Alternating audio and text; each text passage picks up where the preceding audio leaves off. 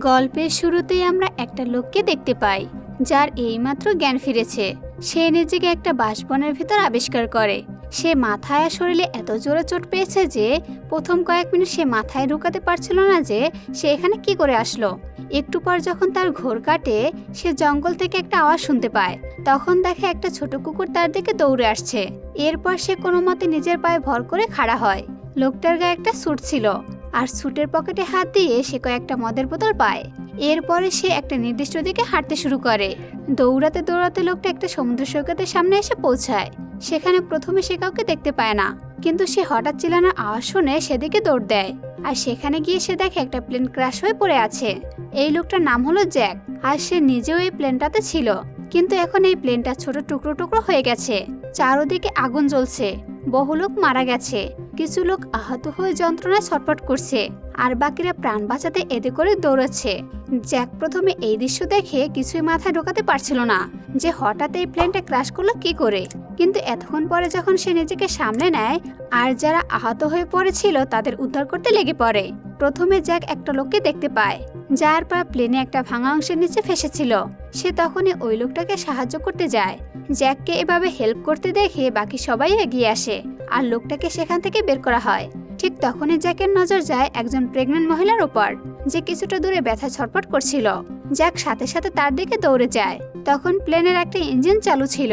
Jack সেখানে গিয়ে ওই প্রেগন্যান্ট মহিলাকে জিজ্ঞাসা করে যে তার কত মাস চলছে, কিন্তু মহিলাটি বলে যে এখনো তার ডেলিভারির সময় হয়নি। এই অ্যাক্সিডেন্টের কারণে তার পেটে এত ব্যথা হচ্ছে। ঠিক তখনই জ্যাকের নজর পাশে একটা ছেলের উপর পড়ে, যে একটা মহিলাকে সিপিআর দিয়ে বাঁচানোর চেষ্টা করছিল। আর তখনই আমরা সেখানে আরেকটা লোককে দেখতে পাই, যে ওই প্লেনের চালু ইঞ্জিনের সামনে দিয়ে যাচ্ছিল, কিন্তু ইঞ্জিনের প্রচন্ড টানের কারণে লোকটা ভিতরে ঢুকে যায়, আর সেখানে একটা জোরে ব্লাস্ট হয়। এরপর জ্যাক তার পাশে একটা মোটাসোটা লোককে দেখতে পেয়ে তাকে বলে, তুমি এই মহিলার একটু খেয়াল রাখো। 3 মিনিটের বেশি যদি এই মহিলার ব্যথা চলে তবে আমাকে সাথে সাথে ডাক দিও। এটা বলে জ্যাক সোজা চলে যায় সেই ছেলেকে সাহায্য করতে, যে ওই মহিলাকে সিপিআর দিচ্ছিল। ছেলেটা বলে সে সিপিআর ট্রেনিং নিয়েছে এবং সে জানে এটা কি করে করতে হয়। কিন্তু জ্যাক তাকে একটা কলমের আইডিয়া দেয়, মানে সে ওই মহিলাটির গলায় একটা কলম দিয়ে ফুটো করতে বলে, যার সাহায্যে শ্বাসনালী দিয়ে সে নিঃশ্বাস নিতে পারবে। এরপর ছেলেটা একটা কলম খুঁজতে দৌড়ায়, আর জ্যাক সিপিআর দিয়ে ওই মহিলাকে বাঁচানোর চেষ্টা চালিয়ে যায়। অবশেষে আমরা দেখি যে মহিলাটির জ্ঞান ফিরে আসে। ঠিক তখনই জ্যাকের নজর প্লেনের একটা ডানার দিকে যায়, যেটা ভেঙে প্রায় পড়তেই চলেছিল। তখনই তার মনে পড়ে যে ওই ডানার নিচে সেই প্রেগনেন্ট মহিলা আর মোটাসোটা লোকটা রয়েছে, যাদের সে ওখানে অপেক্ষা করতে বলেছিল। জ্যাক সাথে সাথে তাদের দিকে দৌড়ে গিয়ে সেখান থেকে সরে যেতে বলে।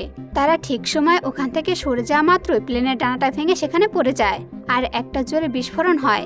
এরপরে জ্যাক আবার সেই লোকটাকে ওই মহিলার খেয়াল রাখতে বলে ওখান থেকে চলে যায়। বেশ কিছুটা সময় পার হওয়ার পর যখন চারপাশে পরিস্থিতি একটু শান্ত হয়, তখন জ্যাক প্লেনের একটা ভাঙা অংশের দিকে গিয়ে অনেকগুলো লাশ দেখতে পায়। এই দৃশ্য দেখে জ্যাকের মনটা একদম ভেঙে চুরমার হয়ে যায়। ঠিক তখনই আমরা সেখানে সেই ছেলেটিকে দেখতে পাই, যে প্রথমে ওই মহিলাকে সিপিআর দিচ্ছিল। সে এসে জ্যাকের হাতে কয়েকটা কলম তুলে দেয়, কিন্তু এখন তো এই কলমগুলো আর কোনো কাজে লাগবে না। তাই জ্যাক তাকে সান্ত্বনা দিয়ে বলে যে সে খুব ভালো কাজ করেছে।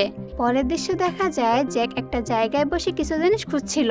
সেখান থেকে সে সেলাই করা একটা সুই সুতো তুলে নেয় এবং সমুদ্র সৈকত থেকে অনেকটা দূরে একটা নিরিবিলি জায়গায় চলে যায়, যেখানে আশেপাশে আর কেউ নেই। আসলে এখানে জানা যায় যে জ্যাক পেশায় একজন ডাক্তার। সে ফাঁকা জায়গায় গিয়ে সে নিজের জামা কাপড় খুলতে শুরু করে। জ্যাককে দেখে আমরা এতক্ষণ বুঝতে পারিনি যে সে নিজেও কতটা জখম হয়েছিল। আসলে তার বুকের পাঁজর আর পিঠের কাছে মারাত্মক চোট লেগেছিল, এবং ওই জায়গাগুলো সেলাই করা খুবই দরকার ছিল, কিন্তু জ্যাকের হাত নিজের পিঠ পর্যন্ত পৌঁছাচ্ছিল না। ঠিক সেই মুহূর্তে সে তার সামনে একটা মেয়েকে দেখতে পায়, যে প্লেন ক্র্যাশের ধাক্কায় এখনো শকের মধ্যে এদিক ওদিক ঘুরে বেড়াচ্ছিল। জ্যাক তখন মেয়েটিকে জিজ্ঞাসা করে যে সে কখনো কোনো জামা কাপড় সেলাই করছে কিনা। মেয়েটি বলে যে হ্যাঁ, সে মাঝে মধ্যে কিছু কাপড় সেলাই করেছে। তখন জ্যাক তার কাছে সাহায্য চায়। মেয়েটি কাছে আসার পর বুঝতে পারে যে জ্যাক আসলে নিজের শরীরে ওই ক্ষতগুলো তাকে দিয়ে সেলাই করাতে চাচ্ছে। মেয়েটি একটু ভয় পেয়ে বলে যে সে এর আগে সেলাই করেছে ঠিকই, কিন্তু সেটা মেশিনে, হাতে নয়। তখন জ্যাক তাকে সাহস দিয়ে বলে, আমি একজন ডাক্তার, আর এটা খুবই সহজ একটা কাজ, তোমাকে এটা করতেই হবে। সেখানে জানা যায় যে ওই মেয়েটার নাম হলো কেট। জ্যাকের এই করুণ দশা দেখে কেট অবশেষে তাকে সাহায্য করতে রাজি হয়। জ্যাক তখন কেটের হাতে অ্যালকোহলের সেই বোতলটা দিয়ে দেয় এবং বলে প্রথমে তরলটা ক্ষতস্থানে লাগাতে আর সেলাই শেষ হয়ে গেলে জায়গাটা ভালো করে ব্যান্ডেজ দিয়ে ঢেকে দিতে। কেট তখন জ্যাকের পিঠে সুই ফুটিয়ে সেলাই করছিল। তখন জ্যাকের তীব্র যন্ত্রণা হচ্ছিল, কিন্তু সহ্য করা ছাড়া আর কোনো উপায় ছিল না। সেখানে কেটের মনে সাহস জোগানোর জন্য জ্যাক নিজের জীবনে গল্প বলা শুরু করে। জ্যাক বলে, আজ থেকে কিছু বছর আগে আমি আমার জীবনে প্রথম বড় সার্জারি করেছিলাম। মাত্র 16 বছর একটা মেয়ের মেরুদণ্ডের অপারেশন করতে হয়েছে আমাকে। সেই সার্জারিটা কয়েক ঘন্টা ধরে চলছিল, কিন্তু আমি ভীষণ নার্ভাস হয়ে পড়েছিলাম। একটা সময় এমন আসে যখন আমি ওই মেয়েটার একদম সেন্সিটিভ একটা জায়গায় পৌঁছাই, যেখানে স্পাইনাল কর্ডের নার্ভগুলো সরাসরি ব্রেনের সাথে যুক্ত ছিল। আমি যখন সেখানে কাজ করছিলাম তখন আমার হাত কাঁপছিল আর ভীষণ ভয় লাগছিল, কারণ আমার একটা ছোট ভুলের জন্য ওইটুকু শিশুর তার প্রাণ হারাতে পারত। জ্যাক আরও বলে, ঠিক তখনই ভুল করে আমি একটা ভুল জায়গায় কাট লাগিয়ে দিই, আর এতে আমি আরও বেশি প্যানিক হয়ে যাই। কিন্তু ঠিক সেই মুহূর্তে আমি মনে মনে 1 থেকে 5 পর্যন্ত গুনলাম। 5 গোনার পর আমার শরীরের ভেতর একটা অন্যরকম শক্তি চলে আসলো। এরপরের মুহূর্তে আমি অপারেশনটা সাকসেসফুলি করি। জ্যাকের এই গল্প শুনে কেট বলে, তোমার জায়গায় আমি থাকলে তো ভয়ে অপারেশন থিয়েটার ছেড়ে দৌড়ে পালাতাম। কিন্তু জ্যাক তাকে বুঝিয়ে বলে, না, তুমি মোটেও তা করতে না, কারণ পালানোর হলে তুমি এখনো আমাকে ফেলে পালিয়ে যেতে পারতে, কিন্তু তুমি তেমন মেয়ে একেবারেই নও। এরপরে আমরা আইল্যান্ডের বাকি বেঁচে যাওয়া যাত্রীদের দেখতে পাই, যারা বসে আছে যে কখন রেস্কিউ টিম এসে তাদের উদ্ধার করবে। সেখানে সাইদ নামে একটা ছেলেকে দেখা যায়, যে সমুদ্র সৈকতে আগুন জ্বালানোর চেষ্টা করছে। পাশেই চার্লি নামে একটা ছেলে বসেছিল, যাকে সাইদ ডেকে নেয় আগুন জ্বালাতে সাহায্য করার জন্য। তারা আগুনটাকে অনেক বড় করে জ্বালাতে চাচ্ছিল, যাতে দূর থেকে আগুনের ধোঁয়া দেখে কোনো রেস্কিউ টিম তাদের বাঁচাতে এগিয়ে আসে। দেখতে দেখতে রাত হয়ে যায়। চার্লি তখন সাইদকে বলে, এখন পর্যন্ত উদ্ধারকারীদের এখানে চলে আসা উচিত ছিল। তখনই আমরা চার্লিকে দেখি যে সে নিজের হাতে আঙ্গুলে কয়েকটা শব্দ লিখছে। এরপরে আমরা বুন নামে সেই ছেলেটাকে দেখতে পাই, যে সকালে ওই মহিলাকে সিপিআর দিয়ে বাঁচানোর চেষ্টা করছিল। সে তার বোন শ্যাননের সাথে একই ফ্ল্যাটে যাচ্ছিল। শ্যানন মেয়েটা একটু খিটখিটে স্বভাবের ছিল। সেখানে বোন শ্যাননকে খাওয়ানোর জন্য একটা চকলেট দেয়। সেখানে দেখা যায় শ্যানন বসে বসে নেল পালিশ লাগাচ্ছিল। এত বড় একটা বিপদ হওয়ার পরও সে বোনকে উল্টো বলে, তুমি একটা বোকা, প্লেনে সবসময় ব্ল্যাক বক্স থাকে, ওটা দেখে রেস্কিউ টিম আমাদের বাঁচাতে ঠিকই আসবে। শ্যাননের মুখে এই উদাসীন কথা শুনে বুননের ভীষণ রাগ হয়, কিন্তু সে তাকে কিছুই বলে না। এরপরে আমরা সেই মোটা ছেলেটাকে দেখতে পাই, যার নাম হলো হার্লি। সে প্লেনের ধ্বংসস্তূপ থেকে বেশ কিছু খাবার দাবার জমিয়ে রেখেছিল। সে ওই প্রেগনেন্ট মহিলার কাছে গিয়ে তাকে কিছু খাবার খেতে দেয় এবং জিজ্ঞাসা করে, এখন তোমার শরীর কেমন আছে। হার্লি ওই প্রেগনেন্ট মহিলাকে বাকিদের চেয়ে একটু বেশি খাবার দেয়। এরপরে সিন শিফট হয় একটা ছোট বাচ্চা এবং তার বাবার উপর। এমনকি সেখানে এক কোরিয়া বিবাহিত দাম্পত্যও ছিল, যারা নিজেদের মাতৃভাষায় একে অপরকে বলছিল, যেন তারা কেউ কারো নজরে আড়াল না হয়। আশেপাশে অন্য লোকেরা কি করছে তা নিয়ে তাদের কোনো মাথা ঘামানোর দরকার নেই, শুধু নিজেদের খেয়াল রাখলেই হবে। ওদিকে জ্যাক তখন আহত মানুষদের সাহায্য করে যাচ্ছিল। সেখানে একটা লোক পড়েছিল, যার পায়ে এখনো লোহার একটা বড় টুকরো ঢুকে আছে। কেট ওই লোকটাকে দেখে নিজেকে প্রশ্ন করে যে সে আদৌ বাঁচবে কিনা। জ্যাক তখন কেটকে জিজ্ঞাসা করে, ওই লোকটার অবস্থা খুবই খারাপ, তুমি কি একে চেনো? কেট বলে, ফ্লাইটে ও আমার পাশেই বসেছিল। এরপর কেট আর জ্যাক সেই প্লেন ক্র্যাশের ব্যাপারে কথা বলতে থাকে। জ্যাক বলে, যখন প্লেনটা কাঁপতে কাঁপতে নিচের দিকে নামছিল তখন সে জ্ঞান হারিয়ে ফেলেছিল, তাই আর তার কিছুই মনে নেই। কেট তখন বলে, আমি কিন্তু জ্ঞান হারাইনি, এই পুরো অ্যাক্সিডেন্টের সময় আমার পুরো জ্ঞান ছিল, আর ওই দৃশ্যটা যে কত ভয়ানক ছিল তা বলে বোঝানো যাবে না। জ্যাক তখন কেটকে বলে, কালকে আমাদের যে কোনো উপায়ে এই প্লেনটা ককপিটটা খুঁজে বের করতে হবে, কারণ ওখানে একটা ডিভাইস থাকে যেটার সাহায্যে আমরা বাইরের দুনিয়ার সাথে যোগাযোগ করতে পারবো। কেট তখন জানায়, জঙ্গলের একটা অংশ থেকে সে দোয়া বেরোতে দেখেছিল, হয়তো সেখানে ককপিটটা ভেঙে পড়ে আছে। এরপরেই দেখা যায় রাতের বেলায় সব লোক এক জায়গায় বসেছিল, কিন্তু ঠিক সেই সময় জঙ্গলের ভেতর থেকে একটা বিকট আওয়াজ ভেসে আসে। এটা শুনে সেখানে সবাই মারাত্মক ভয় পেয়ে যায়। তারা দেখতে পায় জঙ্গলের বড় বড় গাছগুলো মটমট করে ভেঙে পড়ছে। দেখে মনে হচ্ছিল কোনো বিশাল বড় যন্ত্র ওখান থেকে তাদের দিকে এগিয়ে আসছে। কিন্তু কিছুক্ষণ পর চারপাশ আবার একদম শান্ত হয়ে যায়। জঙ্গলের ভেতর আসলে কি আছে তা তারা কেউ বুঝতে পারে না, এবং এই রহস্য তাদের মনে ভয় আরো দ্বিগুণ বাড়িয়ে দেয়। এরপর গল্পটা কিছুটা অতীতে ফিরে যায়। আমরা দেখতে পাই প্লেনটা যখন সব প্যাসেঞ্জারদের নিয়ে টেক অফ করছিল তখন জ্যাক একটা ড্রিঙ্ক অর্ডার করে, কিন্তু সেই ড্রিঙ্কটা তার একটু করা লাগেনি। এটা দেখে ফ্লাইট অ্যাটেন্ডেন্ট তাকে লুকিয়ে আরো 2টো বোতল দেয়। তখন জ্যাকের পাশের সিটে বসেছিল সেই মহিলাটি, যাকে জ্যাক একটু আগে সিপিআর দিয়ে বাঁচিয়েছিল। এরপর জ্যাক যখন বাথরুমে যাওয়ার জন্য সিট থেকে ওঠে তখন তার পাশ দিয়ে একটা লোক হেঁটে যায় এবং তার পেছনে পেছনে আরো 2জন লোক ক্রস করে। এটা দেখে জ্যাক বাথরুমে না গিয়ে আবারও নিজের সিটে বসে পড়ে। এরপরে আমরা সেই মহিলাটির নাম জানতে পারি, যার নাম ছিল রস। রস তখন জ্যাককে বলে, তোমার বাথরুমে চলে যাওয়া উচিত ছিল। তারা যখন এভাবে কথা বলছিল তখনই হঠাৎ প্লেনের ব্যালেন্স হারিয়ে যেতে শুরু করে এবং প্লেনটা মারাত্মক কাঁপতে থাকে। রস তখন ভয় পেয়ে বলে যে তার স্বামী বাথরুমে গেছে। জ্যাক তখন রসের সাথে অনবরত কথা বলতে থাকে যাতে সে ঘাবড়ে না যায়। এর কিছুক্ষণ পরে প্লেনটা ক্র্যাশ করে এবং গল্পটা আবারও বর্তমানে ফিরে আসে। সেখানে রাত কেটে গিয়ে আবার সকাল হয়ে যায়, কিন্তু সকাল হয়ে যাওয়ার পরও তাদের বাঁচাতে কোনো উদ্ধারকারী দল আসেনি। জ্যাকের প্ল্যান অনুযায়ী এখন জঙ্গলে সেই ককপিটটা খুঁজতে দিতে হবে। ঠিক তখনই কেট তার কাছে আসে।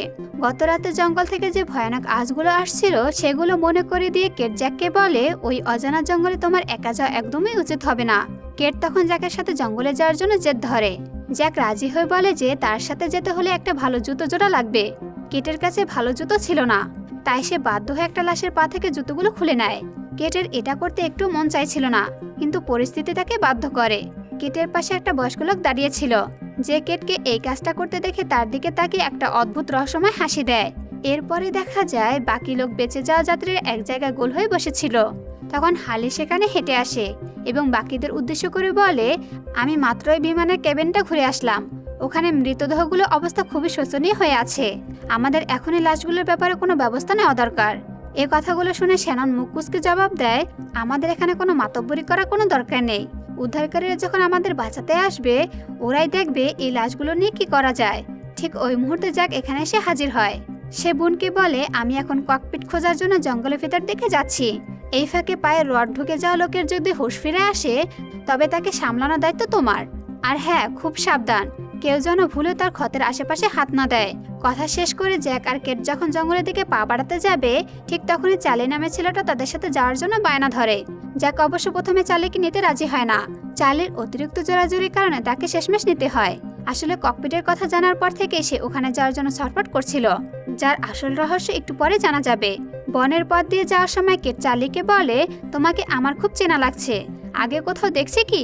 চার্লি তখন হেসে জানায় যে সে ট্রোসার নামে একটা জনপ্রিয় ব্রিটিশ ব্যান্ডের সদস্য। একজন সেলিব্রিটিকে সাথে পেয়ে কেট বেশি অবাক হয় এবং খুশি হয়। তবে সামনে এদের কার অতীত কেমন তা আস্তে আস্তে প্রকাশ পাবে। ওদিকে সমুদ্র সৈকতে সেই বয়স্ক লোকটা সবার থেকে একটু দূরে বসেছিল।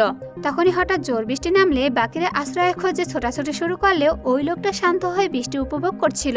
ঠিক তখনই জঙ্গল থেকে আবার সেই বিকট গর্জন ভেসে আসে, যেটা শুনে সবাই জঙ্গলে থাকা জ্যাক, কেট আর চার্লির জন্য ভীষণ ভয় পেয়ে যায়। এদিকে জঙ্গলে আরো গভীরে গিয়ে অবশেষে তারা কেটের বলা সেই জায়গায় ককপিটটা খুঁজে পায়। কিন্তু ককপিটটা একটা বড় গাছের ওপর অদ্ভুতভাবে আটকে ছিল।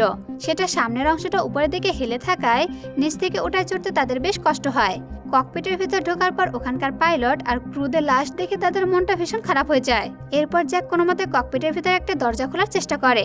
দরজা খোলা মাত্র ভিতর থেকে ক্যাপ্টেনের লাশটা নিচে পড়ে যায়। তখন জ্যাক ভিতরে গিয়ে ট্রান্সমিটার খুঁজে বের করার চেষ্টা করে। ভেতরে ঢোকার পর জ্যাক দেখে যে প্লেনের মেইন পাইলট এখনো কোনো মতে বেঁচে আছে। জ্যাক তাকে সাথে সাথে জল খাওয়ায়। পাইলটের জ্ঞান ফিরতে সে জ্যাককে জিজ্ঞাসা করে, আমাদের ফ্লাইটে কয়জন লোক এখনো বেঁচে আছে? জ্যাক উত্তর দেয়, প্রায় 48 জন এখনো জীবিত আছে এবং আমরা প্রায় 16 ঘন্টা আগে এই দ্বীপে এসে ক্র্যাশ করেছি। পাইলট তখন একটা বড় ধাক্কা দিয়ে বলে, আমরা যখন ফিজির কাছাকাছি ছিলাম তখনই কন্ট্রোল রুমের সাথে আমাদের লাস্ট কথা হয়েছিল। এরপরে আমাদের সিগন্যাল কেটে যায়। রেস্কিউ টিম যদি আমাদের খুঁজতে বের হয়েও থাকে তবে তারা সম্পূর্ণ ভুল জায়গায় খুঁজছে। আমাদের এই আসল লোকেশনের ব্যাপারে তারা বিন্দুমাত্র কিছুই জানে না। এরপর জ্যাক পাইলটের সাহায্যে ট্রান্সরিসিভার ডিভাইসটা বের করে, কিন্তু দেখা যায় সেটাও এখন পুরোপুরি নষ্ট। ঠিক তখনই কেট জিজ্ঞাসা করে, চার্লি কোথায় গেল?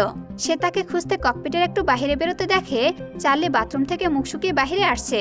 কেট তাকে সন্দেহ করে জিজ্ঞাসা করে, তুমি বাথরুমে এতক্ষণ কি করছিলে? চার্লি উত্তর দেওয়ার আগেই হঠাৎ পুরো জঙ্গল কাঁপিয়ে সেই ভয়ানক আওয়াজ শুরু হয়। এবার তারা জঙ্গলের গাছে গাছে একটা বিশাল বড় কালো ছায়া নড়াচড়া দেখে, যা দেখে তারা ভয়ে পুরো জমে যায়। ককপিটের ভেতর থেকে আসলে কিছু পরিষ্কার দেখা যাচ্ছিল না, তাই সেটা দেখার জন্য পাইলট জানালা খুলে বাইরের দিকে উকি মারে। কিন্তু ঠিক সেই মুহূর্তে ওই অদৃশ্য যন্ত্রটা পাইলটকে এক ঝটকায় জানালা বাইরে টেনে নিয়ে যায়। পাইলট বাইরে যাওয়া মাত্র তার তাজা রক্ত ককপিটের কাঁচগুলোর উপর ছিটকে আসে। এই ভয়ানক কাণ্ড দেখে ককপিটটা গাছ থেকে হুড়মুট করে নিচে পড়ে যায় এবং তারা তিনজন ভয়ে চিৎকার করতে করতে নিজেদের প্রাণ বাঁচাতে ওখান থেকে দৌড় লাগায়। তখন জঙ্গলে অজরে বৃষ্টি হচ্ছিল আর তাদের পেছনে সেই অদৃশ্য দানব তাড়া করছিল। দৌড়ানোর মাঝে হঠাৎ একটা জায়গায় চার্লির পা ফেসে যায়। ওদিকে কেট দৌড়াতে দৌড়াতে একটা নিরাপদ জায়গায় চলে আসে, কিন্তু সে যখন পেছন ফিরে তাকায় তখন সে না দেখতে পায় জ্যাককে, না দেখতে পায় চার্লিকে। এই ভয়ানক জঙ্গলে নিজেকে একা আবিষ্কার করে কেট ভয়ে কাঁদতে শুরু করে। সে কাঁদতে কাঁদতে চিৎকার করে জ্যাককে ডাকতে থাকে।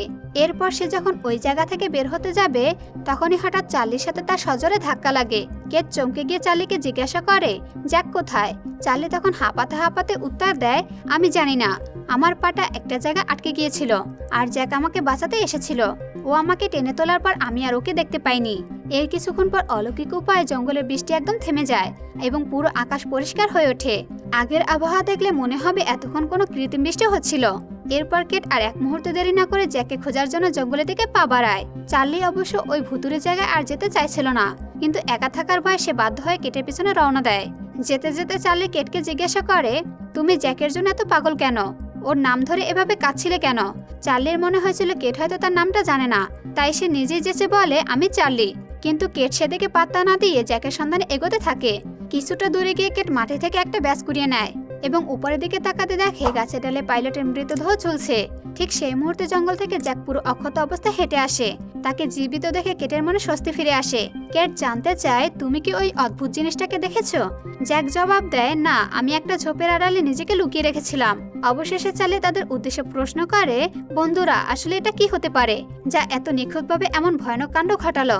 আর এই রহস্যের মধ্যে দিয়ে লস্ট পার্ট 1 এর সমাপ্তি ঘটে। তো বন্ধুরা, কেমন লাগলো গল্পটি অবশ্যই কমেন্ট করে জানাবেন। আর দ্বিতীয় পার্ট দেখতে চাইলে কমেন্ট করতে ভুলবেন না। ধন্যবাদ।